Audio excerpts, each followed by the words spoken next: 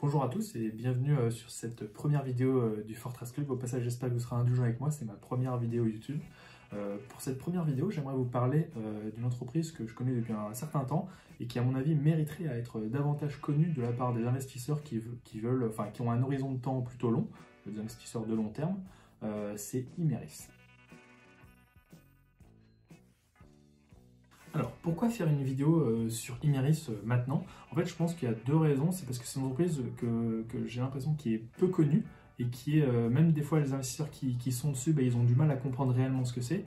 Et donc, je pense que la difficulté à comprendre le business d'Imerys, ça rajoute voilà, au fait que l'entreprise ne soit pas très connue. Son business n'est peut-être pas facilement compréhensible, à tort, hein, parce qu'en fait, c'est pas si compliqué que ça. Mais je vais vous l'expliquer un petit peu plus tard dans la vidéo. L'autre point qui fait que l'entreprise, selon moi, est peu connue, c'est qu'elle n'a pas de produit grand public. Je veux dire, je vous dis Total, vous voyez directement station d'essence. Je vous dis L'Oréal, vous pensez aux bouteilles de shampoing. Je vous dis Imerys, eh ben là, avant de trouver les produits d'Imerys facilement, vous imaginez facilement ce qu'ils font. En fait, jusqu'en 2018, ils avaient une activité dans la toiture et au moins ils faisaient des petites tuiles pour les maisons. C'est des petites tuiles rouges, je pense que je vais mettre une petite photo. C'était les leaders français des tuiles pour maison. Ils ont vendu cette activité et désormais ils sont que dans les minéraux de spécialité. Je vais y revenir un petit peu plus tard. Et ça, c'est une activité qui n'est pas facilement compréhensible. Et pourtant, vous avez certainement des produits Imerys partout autour de vous. Parce qu'en fait, Imerys travaille pour les industriels. Ses clients, c'est uniquement des industriels. Ce n'est pas des personnes comme vous et moi qui achetons des objets. Et ces industriels en fait utilisent les produits d'Imerys pour des tas de raisons, pour améliorer leurs produits, fabriquer leurs produits. Et il se trouve qu'en fait, Imerys, ils sont présents peut-être dans les cahiers papier que vous avez. Ils peuvent être présents dans le carrelage de votre salle de bain. Ils peuvent être présents dans les composants de votre ordinateur. En fait, Imerys, ils sont un peu partout. C'est ça qui est fascinant avec cette entreprise et moi c'est ça que je vais mettre en avant un petit peu dans cette vidéo. Je vais vous expliquer et essayer de vous familiariser un petit peu avec ce que fait Imerys, à quoi est exposé comme marché Imerys. Et l'autre point intéressant et pourquoi je fais une vidéo sur Imerys, c'est parce que je pense que l'entreprise elle est à un tournant boursier et qu'il est peut-être en fait voilà, opportun c'est une idée d'investissement que je trouve intéressante et voilà, libre à vous de me dire ce que vous en pensez. Avant de commencer cette vidéo, je tiens à rappeler que ce n'est pas une recommandation d'investissement. Moi, à titre personnel, je suis actionnaire d'Imerys parce que j'y crois pour de multiples raisons que je vais vous expliquer ici. Mais en aucun cas, vous devez baser vos décisions d'investissement uniquement sur ce que je vais pouvoir dire dans cette vidéo. Faites vos recherches, n'hésitez pas à consulter des articles sur Internet, il y en a plein sur Imerys. Aussi leur site, tapez Imerys Investisseurs dans Google, vous tomberez sur leur site qui est destiné aux investisseurs et je vous conseille d'aller voir dans leurs résultats financiers. Ils ont souvent une présentation, c'est un espèce de PowerPoint qui présente leurs résultats. C'est assez bien fait et c'est pas trop compliqué, même pour les gens qui ne s'y connaissent pas spécialement en finance. Ça vous permettra de vous familiariser voilà, avec ce que fait Imerys et d'aller encore plus loin que ce que je vais faire dans cette vidéo parce que voilà, je suis obligé de faire une vidéo qui est quand même assez courte et je vais être obligé de résumer certaines choses, mais vous aurez tous les détails dans leur rapport annuel, dans leur présentation qui sortent du coup tous les trimestres. N'hésitez pas à aller faire un tour.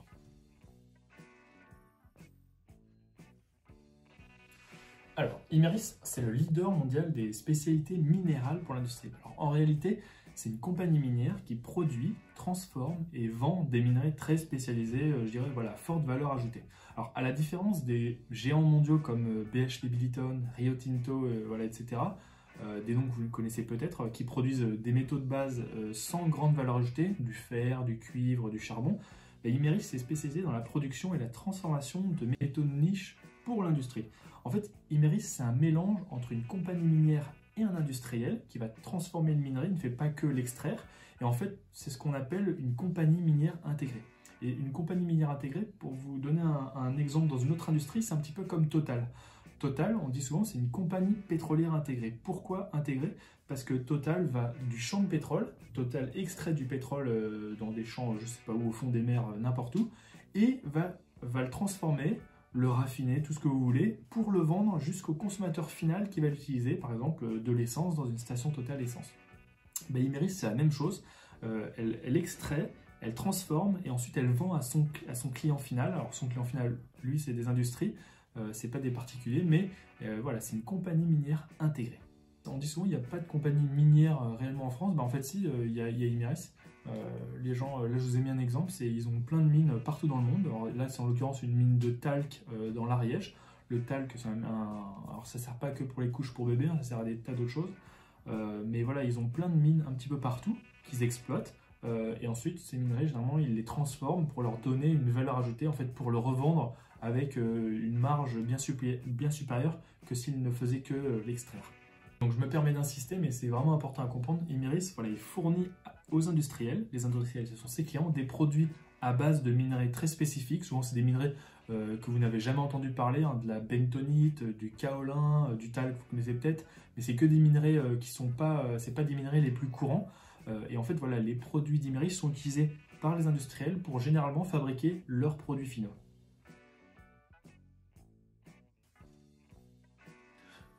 Alors, plutôt que de parler des produits, parce que c'est souvent très technique, il vaut mieux parler, je trouve, dans le cas d'Imerys, des industries que le groupe sert grâce à ses produits. Alors, le groupe, il a principalement deux grandes divisions. Une division qu'il appelle minéraux de performance, qui sert les industries du plastique, de la peinture, des revêtements, de la filtration. Filtration, c'est pour l'alimentaire, des consommations des matériaux céramiques, des énergies renouvelables et du papier et du carton. Et l'autre grande division du groupe, c'est matériaux et solutions haute température. Et cette division sert tous les marchés des réfractaires, de la fonderie des métaux, les abrasifs et la chimie du bâtiment.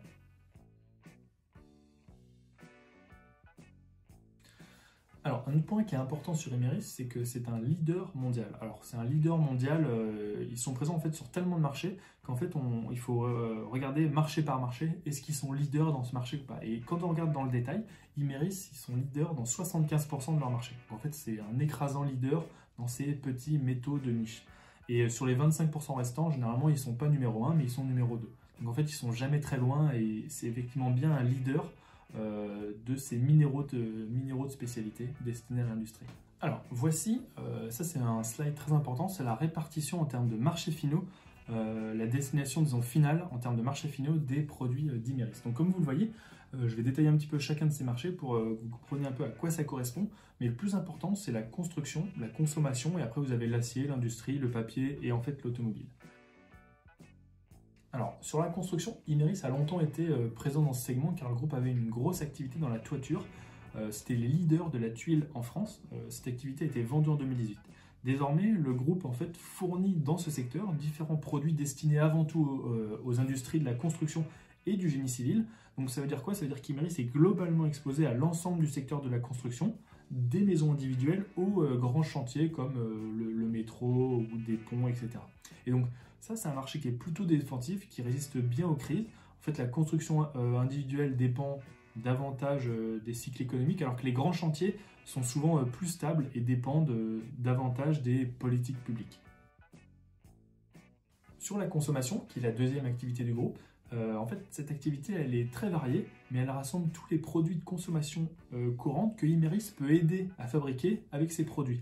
Par exemple, les boissons, l'alimentation, les cosmétiques. Et dans ce segment-là, par exemple, c'est pour vous donner toujours un ordre d'idée, c'est que vous avez des additifs pour les plastiques. Vous avez des agents de filtration pour les liquides alimentaires. Voilà, il y a plein de petits produits comme ça que Imerys fournit à plein d'industries dans ce secteur-là. Et donc, ce segment-là, il dépend principalement des grandes tendances de consommation et souvent simplement de la tendance de l'économie en général. Mais ce qu'il faut retenir, c'est que c'est une activité qui est très défensive. On a toujours besoin généralement de ces produits-là. Donc, par exemple, on le verra un petit peu plus tard, mais pendant la crise, là, en 2020, cette activité, elle a plutôt bien tenu par rapport aux autres. Alors, vous avez une activité qui s'appelle industrie, et c'est un petit peu vaste, mais ce segment rassemble toutes les industries, hors construction, acier, papier et automobile. En gros, c'est un petit peu les industries restantes, quoi, qui n'ont pas pu caser ailleurs. Et donc cette branche rassemble souvent des produits nécessaires au bon fonctionnement de certaines industries. Et voilà, dans ce segment-là, ce qu'il faut retenir, c'est que plus les industries fabriquent, on va dire, des choses, des produits finaux, plus elles vont consommer des produits Imerys. Alors c'est pour ça que c'est pour cette raison que l'activité dans l'industrie, et c'est un des indicateurs clés pour tenter de suivre l'actualité d'Imerys, la tendance de fond des marchés d'Imerys. Et pour ça, vous avez par exemple les indices PMI manufacturiers qui ressortent alors en France, mais en Europe, en Allemagne, aux États-Unis, en Chine. C'est des indices qui sortent dans le monde entier. Et ça, c'est un très bon indicateur de en fait, la performance d'Imerys. Une autre branche qui est très importante chez Imerys, c'est l'acier. Alors en fait, pour fabriquer de l'acier, il faut faire fonctionner des fours à très haute température. Pour faire fonctionner ces fours, il faut qu'ils résistent à la chaleur. Et en fait, dans ce but, ces fours-là, ils sont tapissés de l'intérieur d'un matériau qu'on appelle réfractaire. Et en fait, Imerys, c'est le leader mondial dans ce secteur. Le groupe, il fournit des matériaux réfractaires pour faire fonctionner les hauts fourneaux des plus grandes entreprises du secteur, par exemple comme ArcelorMittal. Alors, pour ce secteur, l'activité d'Imerys va principalement dépendre de l'activité des hauts fourneaux. Plus ces entreprises vont fabriquer de l'acier, plus elles vont consommer des produits d'Imerys, des réfractaires. Et donc, l'acier, c'est un marché cyclique et plutôt difficile. On a fait un dossier récemment sur ArcelorMittal qui expliquait ça. Et dans ce secteur-là, il y a deux sous-secteurs qui sont très importants et en fait très consommateurs d'acier, c'est l'automobile et la construction. Et donc, l'avantage dans ce domaine d'Imerys, c'est que le groupe est présent mondialement et en fait qu'il ne dépend pas d'un seul marché. Souvent, il y a des marchés dans l'acier qui sont difficiles. Par exemple, en Europe, c'est souvent un marché qui est difficile au niveau de l'acier, mais quand il marche mal en Europe, bah en fait, le marché brésilien marche très bien, le marché chinois ou américain marche très bien. Souvent, c'est des vases communicants. Quand l'un marche, l'autre marche moins, etc. Et donc, l'avantage d'Imerys, c'est qu'ils sont présents mondialement. Et donc, même si des fois ça fonctionne un peu moins bien, par exemple en Europe, bah, ça va fonctionner très bien aux États-Unis. Et donc généralement c'est une activité qui se compense globalement. Autre segment important pour Imerys, c'est qu'ils sont présents dans l'industrie du papier. Alors en fait dans ce segment, Imerys propose une multitude de solutions. Généralement c'est pour optimiser les processus de fabrication du papier d'impression ou du carton, soit pour les rendre plus jolis, soit pour qu'ils soient plus durs, etc. C'est une activité qui est en déclin globalement parce qu'on consomme de moins en moins de papier ou d'emballage, la montée du digital, mais je dirais qu'Imerys garde cette activité pour l'instant parce qu'elle fait toujours des bénéfices et notamment ils ont une bonne gestion des marges. Chaque année, généralement, même si cette activité elle décroît un petit peu, ils vont avoir tendance à réduire les coûts en conséquence et globalement, ils arrivent toujours à garder des bonnes marges dans ce secteur-là. Donc c'est pour ça qu'ils ont gardé ce segment-là, même s'il est en déclin. Un autre secteur qui est très important pour Imerys, c'est l'automobile. Pour ce secteur, Imerys est principalement présent dans les additifs pour les plastiques destinés à l'automobile. Souvent, c'est vous savez, les plastiques d'habitacle, etc. Vous savez, ces petits plastiques mous, doux, etc. En fait, Imerys, ils fournissent en fait à cette industrie-là des additifs qui permettent de rendre souples et durs en même temps les habitacles, de les rendre confortables, de les rendre brillants, de les rendre jolis, pour que ce ne soit pas simplement du plastique. Donc la performance d'Imerys dans ce secteur va dépendre principalement du niveau de production des principaux constructeurs. Plus les constructeurs vont vendre de véhicules, plus ils vont avoir besoin de composants pour fabriquer les plastiques intérieurs. Autre point intéressant, alors pour l'instant, l'immense majorité des véhicules produits sont thermiques. Cependant, si la croissance des véhicules électriques se poursuit, Imerys en fait pourrait accroître ses ventes dans ce segment parce que le groupe est un producteur important de graphite de spécialité utilisé dans les batteries lithium-ion pour les véhicules électriques. En fait, ça sert aussi pour les plaquettes de frein, mais il y a un usage qui est naissant, c'est celui d'être utilisé dans les batteries lithium-ion. Et en fait, le groupe Imerys, il veut devenir un des grands fournisseurs des usines de batteries en Europe. Et donc, bien que le secteur automobile soit promis au déclin, on en parle depuis des années, en fait, l'activité automobile d'Imerys, elle pourrait à l'inverse fortement augmenter parce que les batteries électriques, ça pourrait être un nouveau débouché énorme pour le groupe.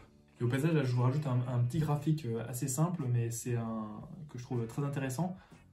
C'est un petit graphique qui vous montre que le graphite que vous voyez ici, là, je crois que c'est le quatrième en partant du bas.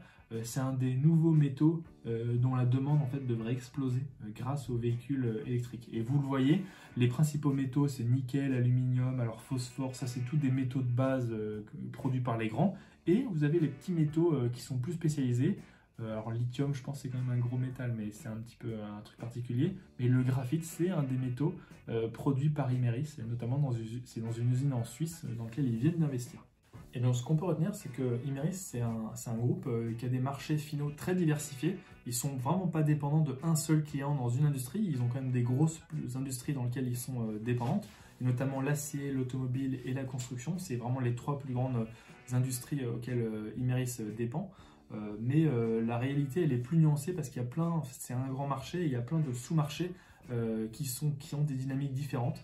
Comme voilà, vous pouvez voir pour l'automobile, certes, l'automobile c'est un secteur qui est peut-être pas forcément en très forte croissance, Mais dans le marché automobile, le segment des voitures électriques augmente très fortement et Imerys va peut-être avoir une carte à jouer non des moindres en tant que fournir un composant essentiel à la production des batteries voilà, en Europe. L'autre point, c'est que, comme vous pouvez le voir, il y a des gros segments qui sont en déclin comme le papier et il y a des segments qui sont en croissance, légère croissance, défensif, en forte croissance. Vraiment, c'est un groupe qui est diversifié de ce point de vue-là. Un petit point important, c'est la diversification géographique. En fait, comme vous pouvez le voir, Imerys, c'est certes une entreprise française cotée en France, mais elle ne réalise que, je crois, moins de 10% de son chiffre d'affaires en France. La réalité, c'est qu'ils sont très européens, 48%, mais ils sont aussi très présents en Asie-Pacifique et aux États-Unis, enfin dans l'Amérique en général, 29%. Donc c'est un groupe qui est vraiment mondial. Et même malgré sa petite taille par rapport à des géants du CAC 40, c'est un groupe qui est très mondial. C'est une chose importante à retenir. Alors ce qu'il faut retenir, c'est qu'Imerys, c'est vraiment un business qui est très diversifié, alors, comme vous l'avez vu à l'instant géographiquement, mais aussi en termes d'industrie finale. Voilà, il y a plein d'industries différentes qui sont servies, même dans chaque grand segment dont je vous ai parlé, en fait, c'est des tas de sous-petits marchés qui sont très différents et très complexes. Dans la construction, voilà, c'est en fait plein de petits sous-marchés qui ont des dynamiques différentes. Comme dans l'automobile par exemple, l'automobile avec un secteur globalement peut-être un peu en déclin, mais une forte dynamique dans l'électrique. Certes, ils ont des produits qui sont en déclin, par exemple ceux dans l'industrie du papier, mais ils ont toujours en fait, ils sont aussi toujours généralement les fournisseurs des produits d'avenir. Par exemple, l'automobile, ils sont dans les batteries électriques. Alors sur la direction, c'est un point que j'aime bien regarder souvent, c'est le PDG. Et le PDG, il se trouve que c'est depuis février 2020 Alessandro Dazza. Alors j'ai un a priori positif sur ce PDG simplement parce que il est de la maison. Il a dirigé le groupe, enfin plein d'entités différentes du groupe de 2002 à 2018. Donc là en fait vous avez un PDG qui connaît parfaitement la boîte et ça c'est un très bon point. Alors, sur l'actionnariat, c'est un point que j'aime bien regarder, c'est Imerys a pour principal actionnaire GBL, qui est la holding de feu Albert Frère, une des plus grandes fortunes belges et de la famille canadienne Desmarais, c'est aussi une grande fortune canadienne. Concrètement, cet actionnaire, il contrôle Imerys et c'est un actionnaire de long terme. C'est pour ça qu'il réduit le flottant. Et donc, je dirais qu'il n'y a donc vraisemblablement pas de côté spéculatif dans la valeur, alors que le risque d'un rachat par un concurrent ou un fonds d'investissement est plutôt faible. Alors, sur le chiffre d'affaires et les bénéfices, en 2018, la croissance du chiffre d'affaires du groupe elle a été de 6,8% par rapport à 2017. En fait, les chiffres que vous voyez sur le tableau de 2017 et 2018, ils sont ici à prendre avec des pincettes parce que le groupe il a fait une grosse acquisition cession en 2018, c'est Imerys Toiture. Et dans le même temps, il a intégré une grosse acquisition, Kerneos, sur la période 2017-2018. En 2019, le groupe a observé une baisse de son chiffre d'affaires et surtout des résultats. Cette baisse, elle est principalement due à la sortie comptable de l'activité Talc aux US, j'explique un petit peu plus bas, à des frais de restructuration, le programme de transformation qui est en cours et j'en parle aussi un petit peu plus bas, et surtout à une baisse de l'activité dans les marchés industriels. En fait, c'est environ 50% du chiffre d'affaires, les marchés industriels d'Imerys, donc c'est très important. Et en 2020, le groupe a évidemment subi la crise du coronavirus. Alors comme vous pouvez le constater, toutes les branches n'ont pas été impactées de la même manière. La construction l'a été modérément, la consommation quasiment pas. Et en revanche, l'impact a été très fort dans tous les secteurs industriels, industrie, acier, papier, automobile. Imerys égale bonne gestion des marges. C'était un petit point aussi que je voulais juste éclaircir avec vous quand on parle des résultats financiers d'Imerys. Jusqu'en 2018, le groupe était reconnu, voire même, j'allais dire, encensé chez les investisseurs pour sa très bonne gestion des marges dans les différents cycles économiques. Depuis la cession de sa branche toiture, le groupe est devenu en réalité un peu plus cyclique que par le passé, en fait avec maintenant une exposition importante à l'acier, au secteur automobile et à l'industrie en général. Alors bien que le profil du groupe ait un peu changé en 2018, Imerys a quand même gardé ses bonnes habitudes et en 2020, le groupe a mis en place plusieurs mesures pour réduire ses coûts, préserver sa trésorerie en fait, afin de s'adapter au contexte de la crise actuelle. Et le groupe est par ailleurs en train de réaliser un programme qu'ils appellent Connect and Shape, qui vise à améliorer encore plus ses marges. Je pense que le groupe devrait ressortir plus fort de cette crise. Et un point important aussi qui fait que Imerys a souvent bien géré ses marges, c'est qu'en fait Imerys est lui-même le producteur de ses matières premières. Et donc le groupe est faiblement impacté par le prix, les variations du prix des matières premières en général. ce qui n'est pas le cas voilà, de la plupart en fait, des industries dans le monde qui dépendent, qui doivent acheter leurs matières premières sur le marché et donc qui dépendent des cours de ces matières premières. Pour investir dans Imerys, je pense qu'il y a 4 faits marquants qui sont importants à comprendre. Alors, c'est des faits ou des choses qu'il faut avoir en tête avant d'investir. Alors, le premier, c'est le programme Connect and Shape. C'est le plan stratégique lancé par Imerys en 2019 qui va jusqu'en 2022. Les objectifs de ce plan sont assez simples, hein. C'est accélérer progressivement la croissance organique du groupe d'ici 2022, des économies de coûts 200 millions d'euros en 2022 et surtout une meilleure rentabilité opérationnelle. Ils ont des objectifs de 200 points de base de la marge d'EBITDA en 2022 par rapport à 2018. Et donc, malgré la crise, et ça c'est plutôt un bon point, le groupe a continué d'avancer sur son programme. Un autre fait marquant à comprendre, et souvent en fait vous allez en entendre parler, même si c'est plutôt d'actualité, c'est la cession de l'activité toiture en 2018. Jusqu'en 2018, Imerys était le leader français de la tuile. C'est une activité historique du groupe, je crois, il détenait depuis les années 1900 cette activité. Elle a été cédée car elle était moins rentable et en fait elle avait rien à voir avec le reste du groupe. En fait c'était pas, il y a peu de valeur ajoutée dans les tuiles par rapport à toutes les autres activités du groupe. Et en fait avec cette cession, le groupe se concentre désormais uniquement sur les spécialités minérales à haute valeur ajoutée. C'est vraiment ce dans quoi ils veulent devenir le spécialiste mondial. Le troisième point à connaître, c'est que fin 2019, il y a eu un nouveau PDG. Alors vous le constaterez sûrement sur d'autres boîtes au cours de votre vie boursière, mais il est assez courant que quand un nouveau PDG arrive dans une boîte, il passe les comptes à la paille de fer. Alors les nouveaux PDG ont souvent tendance à noircir le tableau, faire des dépréciations d'actifs, etc. Quand ils arrivent, ça leur permet en fait de partir sur une base de comparaison faible et ainsi sur les années suivantes, il sera plus facile pour eux d'illustrer comme quoi les résultats se seront grandement améliorés grâce à eux. Je ne dis pas que c'est ce que le PDG actuel a fait, mais en 2019, il y a eu une conjonction d'éléments qui font que l'année n'était pas terrible. En plus, il y a le nouveau PDG qui est arrivé, il a peut-être un peu noirci le tableau. Bref, les résultats étaient vraiment pas bons en 2019 par rapport à ce que Imerys avait publié par le passé. Le quatrième et dernier point qui est central pour comprendre en fait la mauvaise performance d'Imerys depuis 2018, c'est la cession des activités talc aux US. Alors en fait, Imerys, c'est une affaire qui a commencé d'empoisonner le groupe depuis début 2018, enfin fin 2017, début 2018, et en fait dont Imerys se serait bien passé. Grosso modo, l'histoire, c'est que Imerys, ils ont fourni du talc à Johnson & Johnson qui s'en servait pour fabriquer des couches pour bébés, je crois c'est dans les années 80. Là, il y a un plaignant, à l'époque, il y avait un seul plaignant qui avait développé un cancer et qui a accusé Johnson & Johnson d'avoir utilisé du talc qui contenait de l'amiante et qui lui a causé un cancer.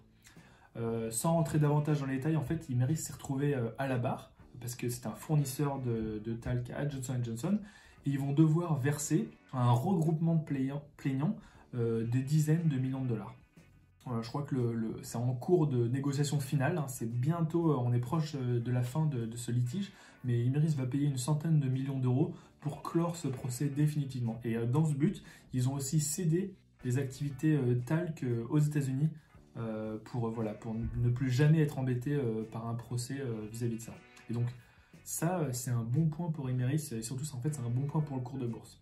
Donc je dirais voilà, ce qu'il faut retenir, c'est qu'Imerys c'est donc un groupe qui est bien géré, qui est connu pour sa bonne gestion des marges, même en temps de crise. Au passage, vous le constaterez sur chacune de leurs présentations, vous verrez, ils insistent, c'est marqué très bonne gestion des marges très sérieuse, ou je ne sais plus quel terme ils utilisent à chaque fois, mais vous verrez que c'est vraiment ce pourquoi ils veulent être connus et ils le répètent à longueur de journée dans tous leurs communiqués. Vous avez aussi le plan en cours du coup Connect and Shape qui doit permettre à Imerys de préserver encore mieux ses marges à l'avenir.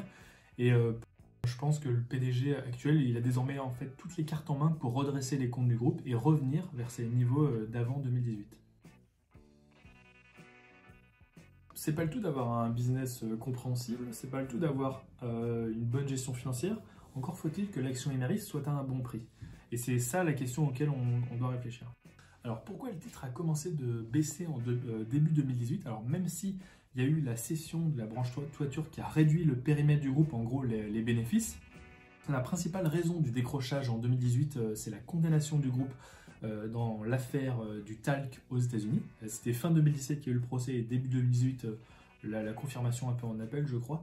Alors le problème, c'était pas en soi cette condamnation, à l'époque c'était 10 millions de dollars, donc c'était pas grand-chose. C'était plutôt l'incertitude sur tous les éventuels procès qu'il pouvait y avoir. Parce qu'en fait, il y avait plein d'autres procès en cours sur le même sujet. Et donc, dans l'esprit des investisseurs, on n'avait aucune idée de combien de procès était encore en jeu, combien Imerys allait encore devoir payer. Et imaginez, voilà, s'il y a 400 personnes qui gagnent des procès, chacune à 10 millions de dollars, ça commence à faire une belle somme. Donc en fait, c'était la principale raison qui a conduit le titre à baisser à partir de 2018. Et je dirais par ailleurs, en 2019, probablement en 2019, le groupe a publié des résultats qui étaient plutôt mauvais, alors que ça lui arrivait plutôt jamais. Et il y avait le nouveau patron, qui était en place que depuis 18 mois, qui a été remercié en octobre 2019. Bon, en gros, il a été viré. Et du coup, ça a conduit à cette baisse assez importante du titre Imerys. Alors, aujourd'hui, le titre se traite avec un PER de 16 fois en 2021, 12,7 fois en 2022. En gros, c'est un niveau plutôt bas, mais qui reflète les difficultés de ces 2 dernières années du groupe. Un point important qui peut quand même vous montrer que le titre se traite plutôt dans une fourchette basse de sa valorisation, c'est le ratio cours de bourse sur l'actif net. En gros, le cours de bourse sur l'actif net, c'est, imaginez si on ferme l'entreprise, on vend tous les actifs, combien ça vous rapporte. Et bien là, il se trouve que le cours de l'actif net est proche de 1, ça veut dire que, grosso modo, le cours de bourse représente la valeur des actifs d'Imerys. Et donc, moi, ce que j'ai envie de dire, c'est que cette valorisation, évidemment, elle me paraît plutôt basse. Et cette valorisation, ce qu'il faut retenir, c'est qu'elle était 2 fois supérieure en 2017, quand tout allait bien. Donc, ce que j'ai tendance à dire, c'est que si Imerys arrive à redresser sa rentabilité, retrouver une plus grande stabilité dans ses résultats et à clore enfin le dossier sur le talc aux US, la valorisation actuelle du groupe, c'est peut-être une opportunité. Alors, c'est pas le tout d'être arrivé à comprendre ce que fait Imerys, d'avoir vu que la situation financière était correcte et que même la direction, tout ça allait dans le bon sens. Encore faut-il que l'entreprise ait du news flow positif, parce que c'est en fait le news flow positif, c'est ce que j'appelle toutes les bonnes nouvelles qui vont apparaître dans les prochains mois et qui vont inciter les investisseurs à acheter l'action. Et donc la question qu'on doit se poser avant d'investir en bourse, c'est souvent est-ce que l'entreprise va profiter d'un news flow positif sur les prochains mois, années? Est-ce qu'il va y avoir plein de bonnes nouvelles? Alors moi j'ai tendance à dire que oui, plutôt il va y avoir des bonnes nouvelles pour Imerys. En fait, probablement je pense que le groupe va bénéficier de la reprise économique globale. Les secteurs qui ont le plus souffert dans la crise sont appelés à se redresser. Je pense ici au secteur de l'acier, de l'automobile, de l'industrie en général et du papier. Et il ne faut pas oublier aussi qu'Imerys réalise seulement 12% de son chiffre d'affaires en France, donc 29% en Amérique du Nord, 23% en Asie et globalement 48% au Moyen-Orient. Quand on regarde les indicateurs d'activité, les PMI manufacturiers, on constate qu'ils sont déjà supérieurs au niveau de 2019. Donc là, je vous ai mis les PMI de l'Europe et des US. Vous voyez qu'ils sont déjà très fortement repartis. Donc ça, voilà, c'est plutôt un bon signe pour la reprise. Alors concrètement, ça veut dire quoi? Ça veut dire que les marchés d'Imerys sont en train de tous redémarrer fortement. Moi, je trouve que c'est plutôt un bon signal pour Imerys. Et moi, j'espère qu'ils vont continuer ces indicateurs de croître. Ça va faire que renforcer le sentiment des investisseurs que les marchés d'Imerys redémarrent. Alors, d'un point de vue spécifique à l'action, il y a 2 nouvelles qu'on guette, c'est la fin du procès aux US et la bonne gestion des marges. La fin du procès aux US, c'est normalement, je vous passe les détails, mais ils ont conclu un accord avec les avocats des différents plaignants, etc., de tous les plaignants potentiels, etc., pour clore le dossier. Ça va leur coûter 100 millions d'euros. C'est déjà dans les comptes, c'est déjà passé, je crois, en dépréciation.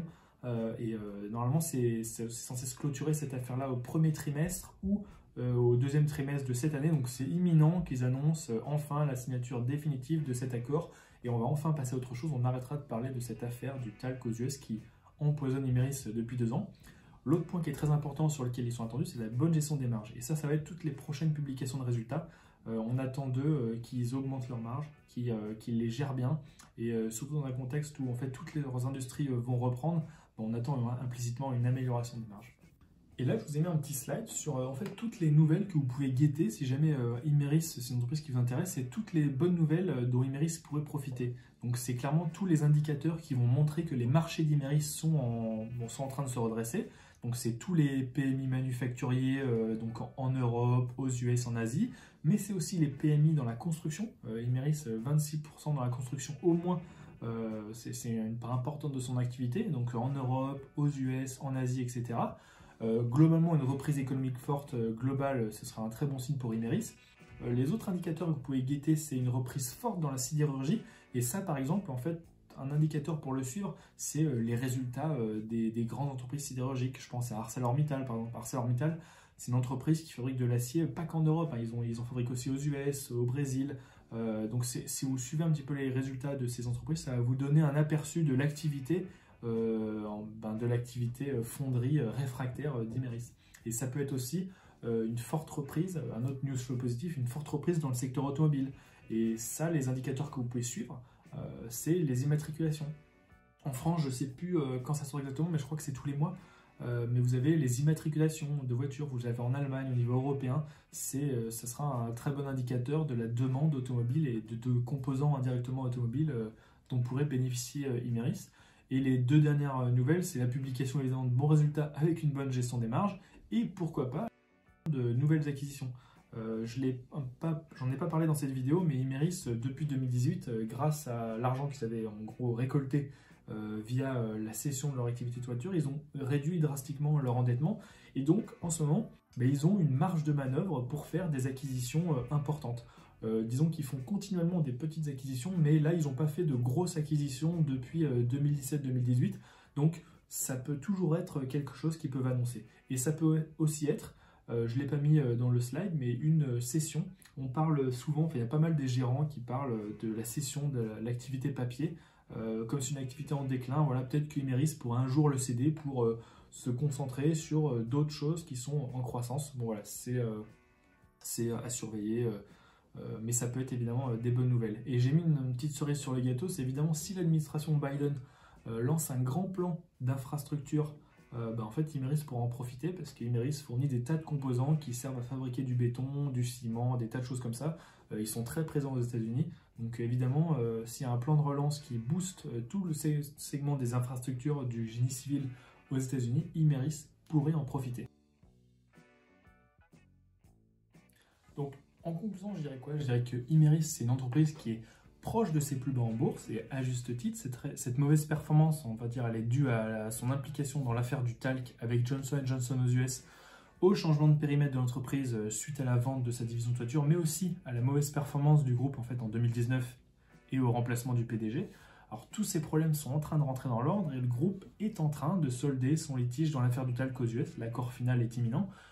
Et le groupe a un nouveau PDG depuis février 2020 qui connaît parfaitement la boîte et qui est en train de tout remettre d'aplomb. Donc en 2020, le groupe a bien évidemment été impacté par la crise du Covid. Cependant, en fait, les indicateurs d'activité dans l'industrie semblent tous démontrer une forte reprise en Europe, aux US et en Asie. Et pour moi, je trouve que c'est un très bon signe pour l'activité du groupe. Et au-delà de ces indicateurs encourageants dans l'industrie, le groupe pourrait aussi bénéficier d'un contexte favorable dans la construction aux US, dans les énergies renouvelables. Pour l'instant, c'est 5% du chiffre d'affaires du groupe, les énergies renouvelables. Et voilà un point à connaître qui est important, mais c'est Imerys, c'est le numéro 1 mondial des additifs conducteurs pour les batteries lithium-ion. Donc voilà, c'est encore un petit point positif, je trouve, pour Imerys, qui est présent dans des marchés très porteurs. Pour finir, la combinaison de son programme Connect & Shape avec les réductions de coûts et la baisse des investissements 2020, tout ça devrait permettre au groupe de ressortir plus fort de la crise, d'être plus rentable que par le passé lors de la reprise, lorsque la reprise se traduira dans ses comptes, à mon avis, sur les prochains trimestres de cette année. Et donc, si la reprise est forte en 2021-2022 et que le secteur de l'industrie, de la construction, des renouvelables se porte bien, voilà, il ne semble pas déraisonnable d'anticiper d'ici 2 à 3 ans, en tout cas c'est mon objectif, un cours de bourse vers les 80 €. Ça fait une hausse de 100% par rapport au cours actuel, sans prendre en compte les dividendes. En fait, ce niveau de valorisation, ces 80 €, ça correspondrait simplement à une valorisation du groupe à 2 fois l'actif net, comme en 2017, quand tous les marchés d'Imerys se portaient bien et que le groupe gérait bien ses marges. Voilà, c'est tout pour aujourd'hui. J'espère que cette vidéo vous aura plu, que vous aurez appris des choses sur Imerys. N'hésitez pas à me mettre en commentaire vos retours, je suis preneur, c'est ma première vidéo YouTube, et à mettre un petit like si vous avez aimé la vidéo. Vous pouvez aussi vous abonner si jamais vous voulez être au courant des prochaines vidéos que je vais faire. Je vais essayer d'en faire une très prochainement, peut-être sur une petite entreprise française qui vaut pas très cher en bourse mais qui est très prometteuse. Et puis n'hésitez pas aussi à faire un petit tour sur notre site, je l'ai mis en bio, le lien du Fortress Club. Sans vous abonner, sans même laisser votre adresse email, dans l'article bienvenue, il y a beaucoup d'articles gratuits voilà, qui peuvent vous intéresser et vous donner un aperçu de ce qu'on fait. Sur ce, je vous dis à bientôt.